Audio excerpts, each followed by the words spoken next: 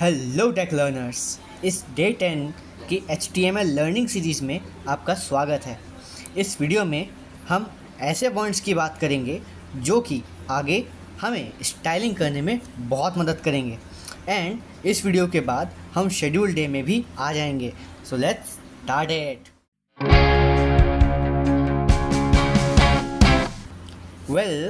हमने last time पे form की बात करी थी।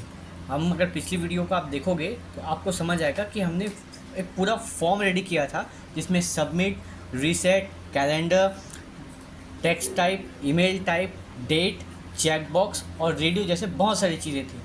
पर एक सवाल जो रहता है हर एक लिसनर के आगे वो ये होता है कि यहाँ पर जो हमने आईडी यूज़ करी, इस आईडी के बारे में हमें लिटरली कुछ समझ नहीं आया। अब ऐसा क्यों होता है? क्योंकि टाइप हम बचपन से पढ़ते आ रहे हैं, नेम हम बचपन से पढ़ते आ रहे हैं, पर जो ये आईडी है ये हमने बस आईडी कार्ड के नाम से ही अपने दिमाग में याद रखी है। इसका सिंपल सा रीज़न यही होता है।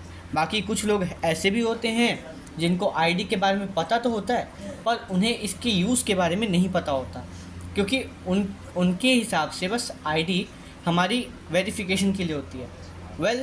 आज हम उसी बारे में बात करना चाहेंगे कि एक्चुअल में ये आईडी होती क्या है। आईडी जो है खाली सिंगल हो के नहीं आती। आईडी आपकी आती है क्लासेस के साथ। क्लासेस का मतलब होता है एक ऐसी चीज़ जो कि आपकी आईडी को होल्ड करके रखे। जैसे हर साल स्कूल में आईडी कार्ड नए बनते हैं। उसका रीज़न ये होता है कि आपकी क्लास अपडेट होती जाती है, तो इसलिए आपकी डिटेल्स भी अपडेट करनी पड़ती हैं। पर जो आपका आईडी नंबर होता है, जैसे कि एक टाइम पे मेरा 1303 रहा था, तो वो हमेशा सेम था बचपन से लेकर के अब तक। तो ये जो चीज़ है ये कभी चेंज नहीं होती, ना ही कभी किसी और को दी जाती। ये हमेशा एक इंसान पे रहती है। तो इसीलिए अगर हम यहाँ पर एक टैग यूज़ करें और यहाँ मैं लिख दूँ आईडी इज इक्वल्स टू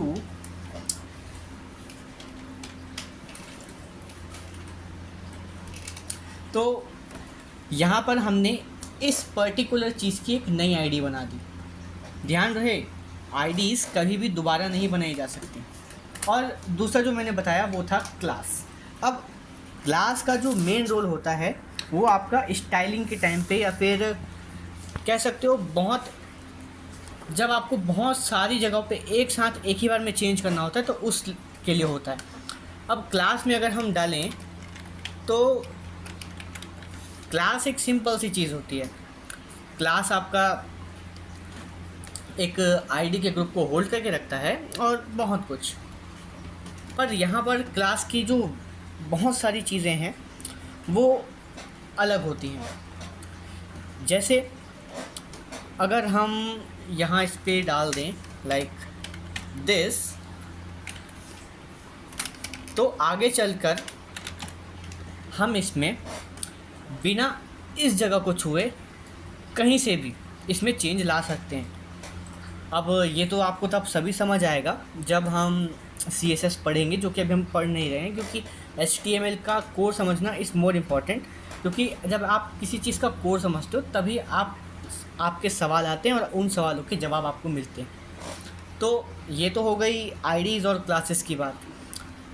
पर मैं आपको कुछ ऐसी चीज़ें बताना चाहता हूँ जिससे आप कॉन्फिडेंट हो जाओ। जैसे कि अगर मुझे एक ऐसी आईडी बनानी है जिसमें मुझे इतना सब कुछ ना लिखना पड़े, तो मैं क्या करूँगा, मैं बस ऐसे डालूँगा और हैश का यूज़ करूँगा, जिससे मैं जो भी आईडी चाहता हूँ वो मुझे बन के मिलेगी। यहाँ आईडी बन के मिल चुकी है। अब ऐसा ही एक सेम चीज़ होता है क्लास के लिए भी, बस क्लास में यूज़ होता है डॉट। पर इसका एक और शॉर्टकट होता है, और उस शॉर्टकट के बारे में बताने के पहले मैं आपको एक चीज़ बता दूं। अगर आपने वेबसाइट कभी इंस्पेक्ट करी हो तो आपने बहुत जगह पर डिव देखा होगा। वेल डिव जो है वो HTML में बहुत इंपॉर्टेंट रोल प्ले करता है। एक डिव ऐसी चीज़ है जो आपको हर जगह देखने को मिल जाएगी, क्योंकि वही एकलौती ऐसी चीज़ है जो कि कहीं भी डिवीज़न क्रिएट कर सकता है। तो अब हम शुरू करते हैं उस एक और शॉर्टकट के बारे में जानना। वेल शॉर्टकट ज़्यादा बड़ा नहीं है कुछ, बस ऐसा है कि आपने हैश लगाया एंड देन आपने HBlue लिख दिया एंड देन एंटर मार दिया, तो इससे एक नई आईडी बन गई। सेम आपका उसके साथ भी होता है कि अगर आपने क्लास बनानी है तो आपने बस ये डाला और हो गया। अब कई लोगों के दिमाग में चल रहा होगा कि अगर आईडी यूनिक है तो एक तो ये 2 बार आ रही है, प्लस ये 2 अलग अलग टैग में आ रही है, तो ऐसा क्यों है?